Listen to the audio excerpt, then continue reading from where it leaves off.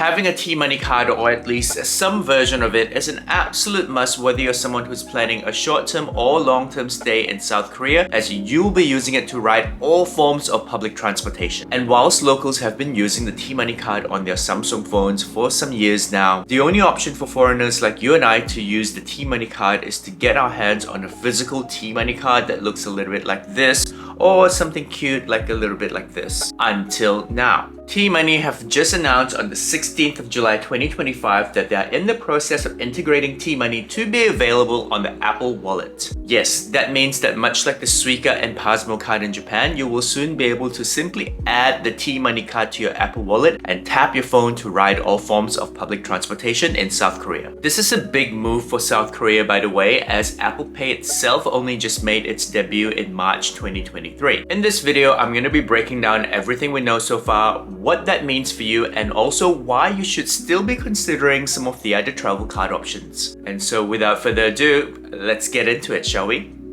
Let's start with what we know so far. The announcement was made on the 16th of June 2025. However, there is no actual official date at which the T-Money card will be available on the Apple Wallet. They anticipate that this will go live as soon as summer 2025 or the latest by the end of the year. And the following are not implicitly stated in the announcement articles. However, I believe that the availability of the T-Money card would also mean the following. 1. You will no longer need to pay the refundable 3,000 Korean won deposit to get your hands on a physical T-Money card. 2. You can now save your time hunting down a T-Money card upon arriving at the Incheon or Gimpo airport and simply activate the T-Money card within your Apple Wallet before your trip, which is great news because it means that you can hit the ground running upon arriving in South Korea. But 3 is my personal favorite, and that is that you can now top up the T-Money card using Apple Pay, as previously you could only top it up using cash at one of these T-Money recharge machines. However, it's not all good news. Much like the Suica or Pasmo card in Japan, this update is currently only for iOS device users, aka iPhones and Apple Watches. In fact, as of the writing of this video, there have been no development plans that have been announced for Android users who are visiting South Korea. And what I'm about to say next is pure speculation, but in my opinion, unlike the Japan situation, the roadblock for digital cards on Android devices in Korea is, in my opinion, a lot easier to solve. You see, the T-Money card has been available in digital form for the local Koreans here on Samsung devices for some time now. However, the reason why that is not an option for visitors such as you and I is because you would require a Korean phone number and an ARC, aka an alien registration card, in order to be able to add a digital T-Money card onto your Samsung phones. And that's why it's not possible at the moment. However, to me, it looks like the problem could be resolved with a few tweaks in the registration process. But that said, disclaimer, this is merely my opinion. Because all that being said, it does not look like, as of the writing of this video, that this new update will include any plans for non-iOS users. And so if you're someone who's traveling to South Korea and fall within this group, what are your options? Well, non-iOS users will be glad to know that you can still download the Korea Tour Card app to use and recharge digitally. However, no matter which version of T-Money you choose to use, I would still recommend you pair that with one of the other Korea travel cards. In this next section, I'm going to explain why. But before we get into that, I wanted to quickly introduce myself first because I realized that I keep forgetting to do it in all my recent videos. And so, hi, I'm Steve from the Fat Life Project. Welcome back to my channel that is full of helpful travel guides such as the one that you're watching right now to help you navigate your way through cities around the world like a pro. And so if you're a fellow traveler, I highly recommend subscribing so that we can go on more fat travel adventures together. With that shameless plug out of the way, let's get back into it, shall we? Starting off with the obvious, if you're mainly going to be in Seoul, I would highly recommend you get your hands on a Seoul Climate Card that gives you unlimited subway, bus, and even bicycle rides for a fixed period of time. It really is a game changer from a cost perspective, as subway rides typically cost around 1,400 to 1,500 each way. And that's the old fare. As of the 28th of June 2025, this will change to 1,551 for adults with with corresponding increases for teenagers and children. Whereas the Climate Card cost, as you can see here, starts from 5,000 Korean won for a daily pass, which is incredible value because that essentially means that all you need to take is around 3 to 4 rides a day to get your return on investment back. And that value, by the way, only gets better the more days you purchase. Like for example, if you pay 20,000 Korean won for a 1-week pass, you basically just need to take 2 subway or bus rides a day for that to make sense from a cost perspective.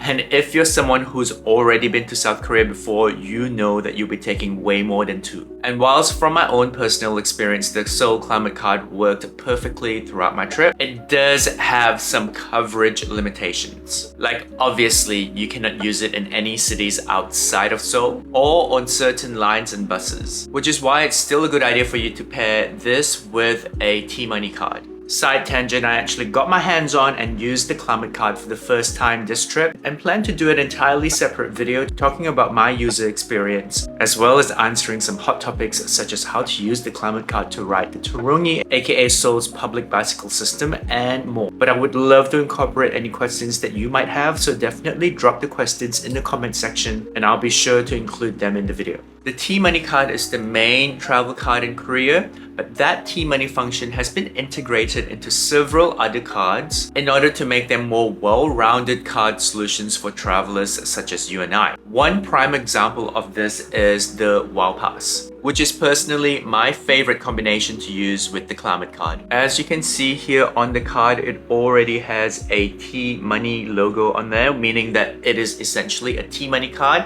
but that's not all this is. It is also a cash card that allows you to either convert your local currency into Korean won or load up the card with Korean won and store in the card to be used pretty much wherever credit cards are accepted in South Korea. That particular balance is also known as the WOWPass balance, which you can then also transfer to your TMoney balance to use to ride public transport, saving you the hassle of having to top up your TMoney card at the TMoney recharge stations. It also offers some other things such as cashback and discount offers at participating outlets, as you can see here. The WOWPass and Climate Card combo is, in my opinion, the best combination if you plan to do a lot of shopping. However, if sightseeing is your main mission when visiting South Korea, then you should consider the Discover Seoul Pass. The card will of course come with TMoney capabilities built in, but the Discover Seoul Pass basically gives you free access to over 180 plus main tourist attractions in South Korea, like the Gyeongbokgung Palace, most of the museums, Lotte World Adventure, etc. The purchase of the card also includes your K limousine bus or train from the airport, access to the Turungi, aka the Seoul public bicycle system, and more. And so you can understand that whilst the card is a bit pricier than your other options, it ranges from 70,000 Korean won for a 2-day pass to 130,000 Korean won for a 5-day pass. If you plan your itinerary properly, you can save up to 50% of what you would have spent if you bought all of these tickets individually. And so as you can see, it's important to first decide what you want to mainly do when you're in South Korea, and then mix and match the travel card options to help you maximize on your savings. I do hope that you found value in this video, and if you have, don't forget to like, comment, subscribe, share, all the good things that you know are going to appease those holy YouTube algorithm gods, but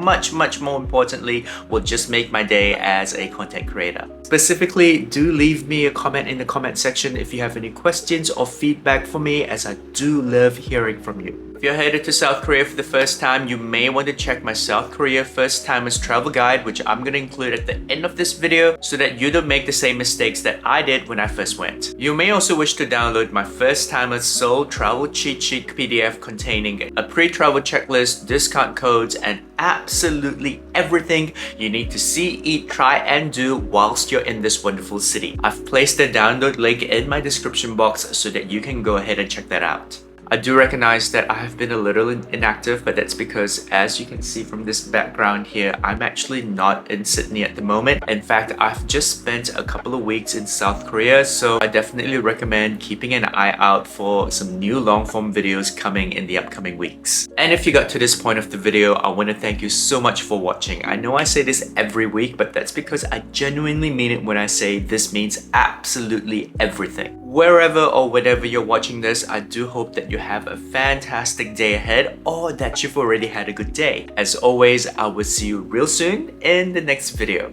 Ciao!